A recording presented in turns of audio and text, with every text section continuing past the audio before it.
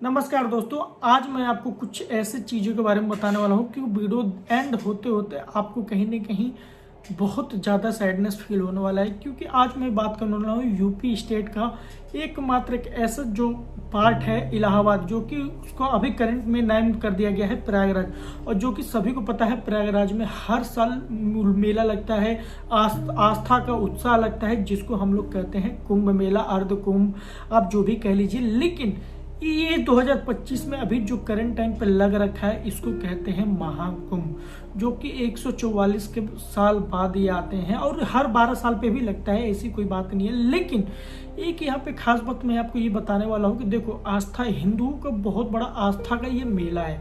यहाँ पे लोग आते हैं जिनको पाप है, पुण्य है, या जिनको कुछ विशेष है पूरी करनी है, या नॉर्मल सी बात है कि सबके लाइफ में दुख है, सब अपना दुख हरवाने के लिए यहाँ पे आते हैं और अपना यहाँ पे पाप पुण्य हर एक चीज़ यहाँ पे धो के चले जाते हैं। किसी को मोक्ष मिल जाता है, किसी को स्वर्ग मिल जाता है, और किसी को मेरे भाई अपनी ज़िंदगी का अच्छा लक्ष्य मिल जाता है। लेकिन खास बात यहाँ पे ये नहीं है, खास बात यहाँ पे ये है कि अब इस बार का महाकुंभ में आस्था का कुंभ कम और यहाँ पे खून खराबा ज़्यादा हो चुका है। कुछ दिन पहले मैंने आपको यहाँ शॉर्ट के माध्यम से मैंने इसी चैनल पे बताया था कि वहाँ पे सिलेंडर फट रहे हैं, ब्लास्ट हो रहे हैं, आग पे आग लग रहा है। अब नॉर्मल सी बात है, इसका जिम्मेदार कौन होगा? क्या हम लोग इसका जिम्मेदार गवर्नमेंट को ठहरा सकते हैं? नहीं, बिल्कुल नहीं ठहरा सकते।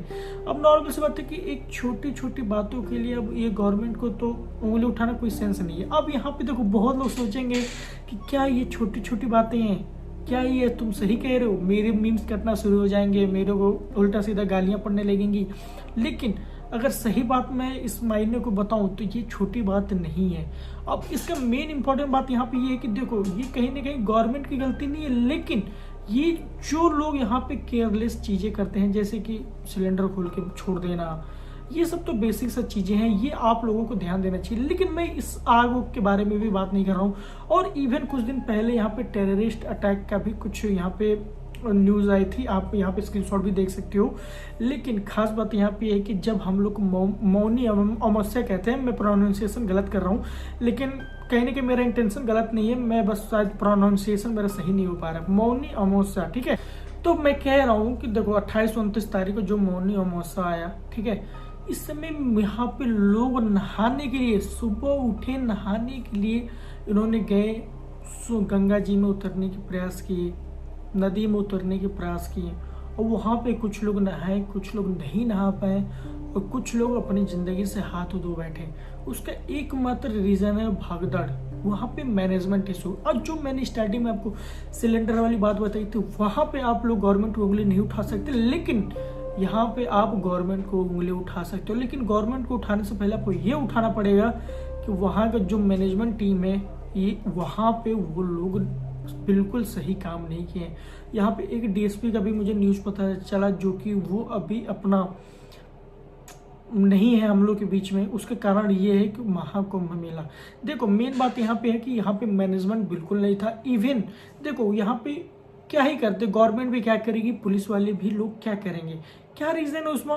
क्योंकि देखो, नॉर्मल सी बात है कि अगर आप बंगाल से आ रहे हो, दिल्ली से आ रहे हो, या कोलकाता से, कहीं से भी आप आ रहे हो, इंडिया के कहीं से भी स्टेट से आ रहे हो, ठीक है, कर्नाटक, केरला, कहीं से भी आ रहे हो, उसमें मेन एक इम्पोर्टेंट बात यहाँ पे है कि जो कुंभ आ रहा है ना, उसके आसपास जैसे कि 100-150 किलोमीटर के अंदर अयोध्या भी पड़ता है, आपको पता होगा। और उसी के 120 से 130 किलोमीटर के अंदर बनारस भी पड़ता है, जिसको हम लोग काशी कहते हैं। अब मेनली बात है कि मैं अगर एक नॉर्मल फैमिली हो, ठीक है, मिडिल क्लास फैमिली हूँ, मैं पापा से बोला कि पापा चलो घुमा दो, मम्मी चलो घुमा दो, तो मुझे वो लोग घुमाने ले जाएंगे। तो अगर हम लोग वहाँ से कहीं से एकदम नॉर्थ या साउथ पोल से आ रहे हैं, ठीक है, और यूपी में आ रहे हैं, तो भाई नॉर्मल से मेरा मेंटालिटी है कि 100-150 किलोमीटर ही तो है, इतना दूर हम लोग आए हैं, 600-700 किलोमीटर, तो 100-150 और घूम लेते हैं।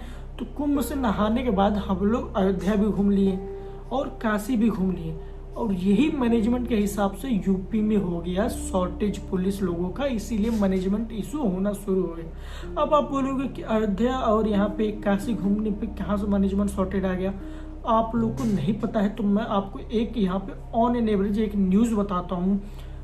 2 दिन के अंदर, 2 से 3 दिन के अंदर अयोध्या में 25 लाख लोगों ने विजिट किया है। और अगर आप करंट टाइम पे अगर अयोध्या जाते हो, मैं कुंभ की बात नहीं कर रहा हूँ, कुंभ में भाई साहब हर 2 से 3 घंटे पे लाखों की संख्या वहां पे जुट रही है, समझिए। तो कुंभ की बात तो यहाँ पे बिल्कुल नहीं कर रहा हूँ, बात यहाँ पे कर रहा हूँ अयोध्या रामलला का मंदिर, जो कि कुछ ही 1 साल 2 साल पहले ही उसका शुरू हुआ है, समझ रहे हो। तो समझ जो किस लेवल का लोगों को आस्था है। और मेन बात यहाँ पे हम लोग गवर्नमेंट को भी नहीं ठहरा सकते, क्योंकि एक नॉर्मल मिडिल क्लास फैमिली जो कि इतना दूर से आ रही है, या अगर कम से कम 300-400 किलोमीटर पास से ही आ रही हो, तो कहीं ना कहीं मेंटेलिटी वर्क करेगा ना कि मंदिर भी नहीं बना है तो चलो लगे हाथ राम जी का भी दर्शन कर लेते हैं, समझ रहे हो। और एक चीज देखो, यहाँ पे ऑफ टॉपिक में बात करने वाला हूँ, ये तो हो गया भगदड़, ये मैनेजमेंट की बातें हो गई। और लिटरली मुझे ये सब न्यूज़ देख के मुझे एकदम रोंगटे खड़े हो गए। और अगर आप जा रहे हो कुंभ, तो मैं आपसे एक ही रिकमेंड करूंगा, बच्चे बिल्कुल मत लेके जाएं। मैक्सिमम 16-17 साल के लोग जो एज हो वहाँ से ही ले जाए। 10 साल 5 साल 2 साल 3 साल के बच्चियाँ या बच्चे बिल्कुल भी मत ले जाएं, आपसे रिक्वेस्ट है। और एक और इम्पॉर्टेंट बात बताना चाहूँगा, ये सब ऐसे ये क्या ही मैं बोलूँ, ऐसे मीडिया लोगों को मैं एक ही चीज़ कहूँगा कि मेरे भाई देखो, अगर ज्ञान नहीं दे सकते या डोनेशन नहीं दे सकते, आपकी औकात नहीं है, तो प्लीज़ साधु संतों पे उंगली उठाए नहीं। ये सभी मीडिया या जो भी यूट्यूबर आजकल कुंभ में घूम रहे हैं, जा रहे हैं, बिल्कुल आप लोग को कोई सेंस नहीं बनता कि इस चीज़ों पे आपको उठाना चाहिए। अब ऐसा मैं क्यों कह रहा हूँ, क्योंकि मैंने ऐसी न्यूज़ देखा, कोई उठ रहा है तो कांटे वाला बाबा को कह रहा है कि ये फ्रॉड है, ढोंगी है, ये है, वो है। मुझे लिटरली एक चीज़ समझ नहीं आ रही कि तुम्हारा तो 1 रुपये तुम्हारा डोनेशन नहीं है, ऊपर से अगर ये सब करके वो 2-3 हज़ार रुपये कमा के अपने घर परिवार चला दे रहे हैं, तो इसमें तुम्हारा क्या जा रहा है, क्लियर। और दूसरी बात है कि ऐसे लोग को तो पहले चप्पल से मार के पहले भगाना चाहिए, ठीक है। डेमोक्रेसी है, अच्छी बात है, लेकिन आस्था पर डेमोक्रेसी वर्क नहीं होना चाहिए बिल्कुल भी, क्योंकि ये हिंदू का आस्था उंगली उठाने वाला आस्था नहीं है, समझिए। और जो इतना ज्ञानी देता है ना, मैं एक नॉर्मल सा क्वेश्चन पूछूंगा कि जो लेफ्ट विंग है, क्या आप लोग ये सवाल उससे कर सकते हो? कभी हिम्मत नहीं होगा आपको करने का। कभी आप लोग देखो कि मॉडर्न कोई भी उंगली उठाए हो कि अरे मेरे ये गॉड का तो फेस ही नहीं है, हम लोग किसका पूजा करते हैं, कुछ तो अस्तित्व दिखाओ, कुछ तो चीज़ें बताओ, समझ रहे हो। तो यही चीज़ें मैं आपको बताना चाहूँगा कि गाइज, कुछ चंद व्यू के लिए या कुछ चंद पैसों के लिए अपना ईमान मत बेचो, अपना धर्म सबसे ऊपर है।